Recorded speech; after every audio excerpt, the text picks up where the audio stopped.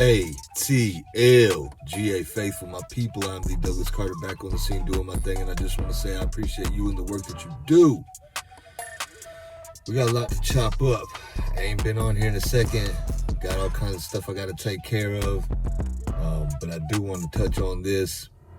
We're going to do a complete roster breakdown as the roster currently stands right now. I believe there's 86 people on it. They have room for 90, and then we're going to cut it down to the 53-man roster eventually. We'll talk about the draft, how I feel about it. We'll break down each individual pick, and then we signed 10 undrafted free agents. Go over those a little bit. But before I reacted to the draft, I was at Mercedes-Benz Stadium, and when they announced that we picked Michael Penix Jr. with the number 8 pick, it was just shocking. Everybody couldn't believe it. Everybody couldn't understand it. I didn't understand it at first. I mean, I understood it, but I didn't really know how to feel about it. I was just like, what? Caught off guard.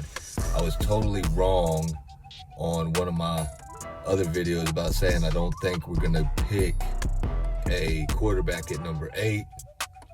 And I don't think Penix would have fell to the second. So Terry Fontenot and Raheem, they went ahead and made the move. We're not going to get caught with our pants down in that situation again with the quarterback. So now we got a veteran starter, a veteran backup, and our future quarterback. So I'm good with that. Let's go ahead and break this thing down. So I was initially disappointed that we didn't get a corner back in the draft. TJ Tampa was up there for a while. I'm not sure why he slid so far down. There was some other good ones out there that I thought we could have got. And we did not address the safety position in the draft. We didn't get a safety either. We did bulk up on defense, and I'm good with that. So our defense is looking deep now, deeper than it has. Still not sure about Bud Dupree or Calais Campbell. I noticed Keith Smith, the fullback, isn't signed with us as well. So those are 3 players right there. See if they come back, or if not, what we're going to do without them, who we're going to add to fill their position. So first pick, Michael Penix Jr. at number 8. The more I think about it, the more I feel good about it. I like Penix as a player. I think he can learn, and he'll be ready to roll when his time comes. And my initial thoughts was, is something wrong with Kurt? Is he not recovering as quick as they would like? Is that why they took him? Is that why they took Penix? It seemed to me like there was something going on other than just BPA and need for the position. Did the Falcons try to trade back? I think they said they tried to trade back, but they didn't really get any offers. So my thought also is they could be calling the other team's bluff. Say, for example, if the Raiders wanted to trade up and get them, but they were only offering us some garbage deal, the Falcons no, we'll just go ahead and take them. The other teams might not have thought we would have did it, but we did it. We got them. We got Cousins, Heineke, and Penix now. So the quarterback position is solidified. And if something happens to the 35, soon to be 36-year-old Kirk Cousins with his Achilles, you got Heineke and you got Penix right there that could step in, and we can hopefully still steal some wins, because our schedule is not as easy as it was last year. I'm just going to say that. We got a lot of tough opponents this year. So let me go ahead. So my thoughts on the cornerback issue. I did forget that we signed Kevin King, and I think the Falcons are hoping that it's a similar move to the Okudah signing last year, where you get a top-notch player that maybe been injured or going through some hard times and hope that he comes back and balls out for you. And then they also signed an older veteran, Antonio Hamilton, from the Cardinals. So I'm thinking their plan is to start Kevin King on the other side of A.J. Terrell. If not, they got Mike Hughes, Antonio Hamilton, and then they did get some undrafted free agents at corner and safety as well. Let's run through this by position. I'm going to give you all the players' names on the roster right now. And then we're going, well, before I break down the roster, let's go ahead and break down the picks. So I talked about Penix. Now, Rook Orororo, I'm just going to call him Rook K-O or Rook O, Rookie O, you know what I'm saying? But I like Rook from Clemson, defensive tackle, good player. There was some other players that were there that I liked better. I'm not going to lie. I liked Johnny Newton out of Illinois. I liked him better. I liked Braden Fisk from Florida State. It was a head scratcher to move up and take Rook, but I'm thinking the Falcons are hoping to find their next Grady Jarrett when Grady Jarrett has to step away, you know, because I mean he's a vet and he's still got some good years left, but you know they always looking at this like a business model. So when he can't perform anymore, I think they're hoping Rook come in and fill his void and get him from Clemson, maybe reach a little bit to get him. That's my feeling on that. Braylon Trice, I like that pick. At one point or another, I had these players mocked, but I might not have shared it. But I had Penix, us taking him at 8. I had us taking Rook, not with our second pick. I only had us taking Rook with our 3rd or 4th pick. I did have Braylon Trice. I like him. He's a dog on defense, another edge rusher, high motor. He's going to keep fighting. I had him, and then we got Brandon Dorless. I like him too, defensive end out of Oregon. He can play up and down the line.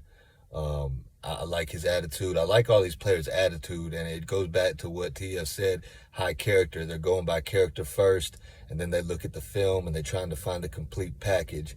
So far, I like those guys. Penix, Rook, Trice, Dorless, and then my surprise, my favorite player that we got in this draft, who was not on my radar at all, J.D. Bertrand, that linebacker.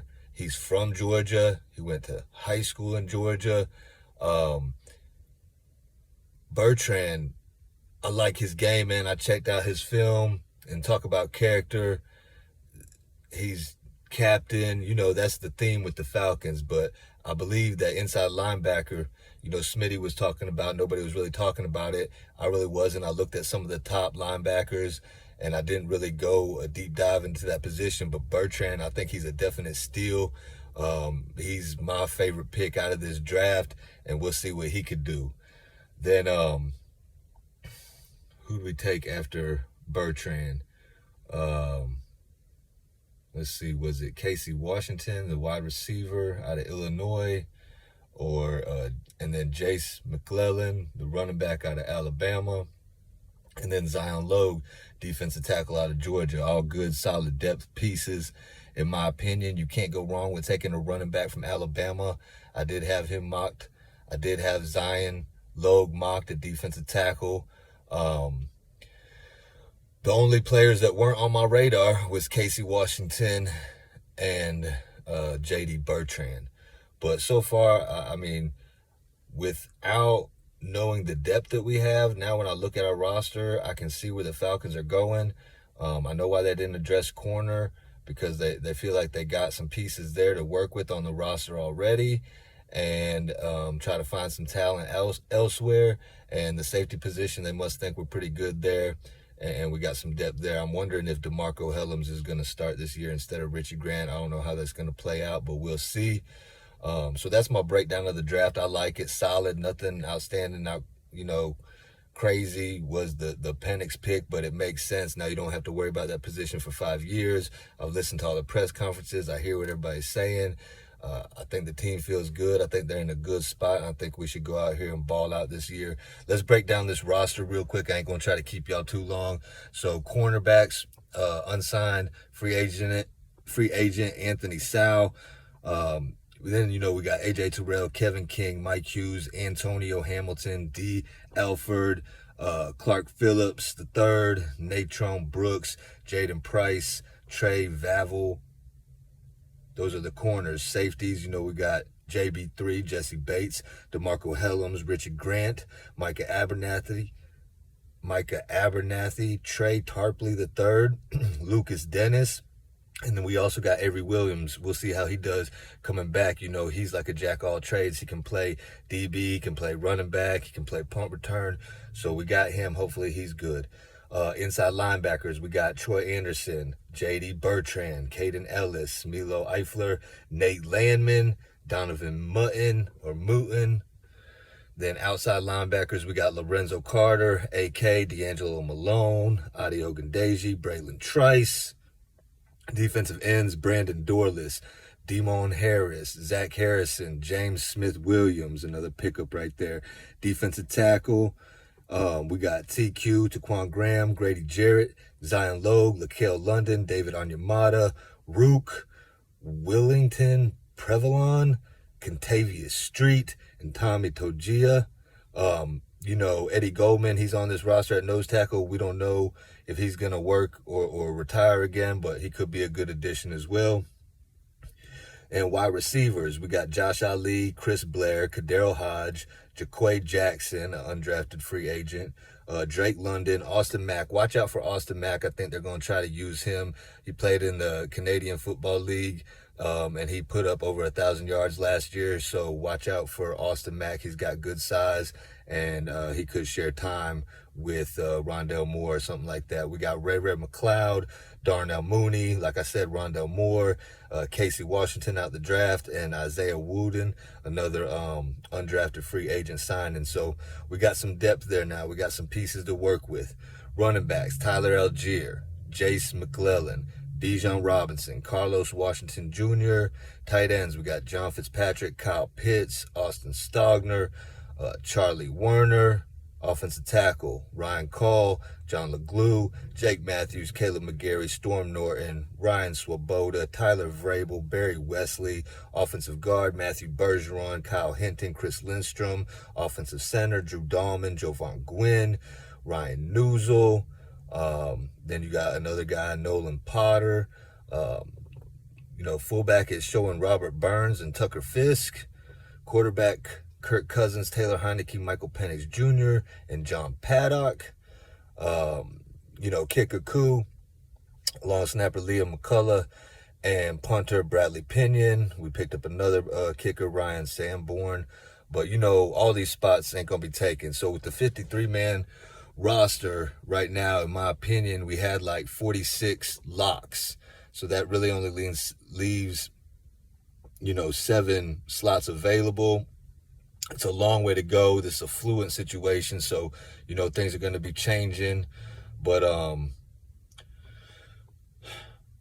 it's looking deep. It's looking good. We got a lot to choose from. Now. I mean, corner and safety, you know, outside of Jesse Bates at safety, it's a little bit of a question mark, maybe a little concerning. Outside of A.J. Terrell, and we need him to have a really good year. You know, that spot's a little concerning, but we got depth, you know. Clark Phillips might step up. You know, D. Alford's good. Mike Hughes might step up. Kevin King might have a resurgence, you know, a comeback type thing. We'll see, though, but we're looking pretty deep. So just also, I want to just break down, like, on our first team offense, this is how I could see it lined up. Jake Matthews, Matthew Bergeron, Drew Dahlman, Chris Lindstrom, Caleb McGarry, and then you got Pitts, you got Kirk Cousins starting, probably Bijan back there. Then you got Darnell Mooney out wide, you got London out wide, and you got Rondell Moore. Now you can switch out this third slot receiver with Kadero Hodge or Austin Mack and kind of move them back and forth. Maybe somebody step up in our wide receiver class. You know, we got Algier to come in there and do some work. I feel pretty good about our first string offense. We should be able to put up points and win some games. Our defense is looking good too. You know, if you're going to have David Onyemata out there and Grady Jarrett, we don't know if we're going to have a nose tackle, if it is going to be Eddie Goldman or in that 3-4 scheme. But if it's, you know, if we go 4-3 sometimes, because it's going to be a hybrid. I put something in my last video. Check out the Washington Huskies defense, and it's like a hybrid thing. It's fluent as well. But linebacker positions, you know, we got Troy Anderson, who I think is going to move outside. You got AK be outside. And then you got Caden Ellis and Nate Landman. And then we got depth at linebacker now, so I feel good about that. We got depth on the defensive line. I feel good about that, you know. Corners, you know, AJ Terrell. And I guess it's going to be Clark Phillips starting out there, or Kevin King. So we'll see how that goes. And then, you know, we got Jesse Bates and either Richie Grant or DeMarco Hellams. Now, Richie Grant, I don't feel like he's been doing as good as he could or should, but he might be doing the best that he can, and he still has experience, and I think he can still be solid at that position. And then, you know, you got D. Alford back there, Mike Hughes. So you got some players in the wings, some good depth across the board now. I feel good. I feel confident, and I'm glad I checked this roster before I did an overreaction of our draft. Let's keep it cooking. I'm going to end this video like I end all my videos. Thank God works, and I hope you have a blessed rest of your day or night. 1.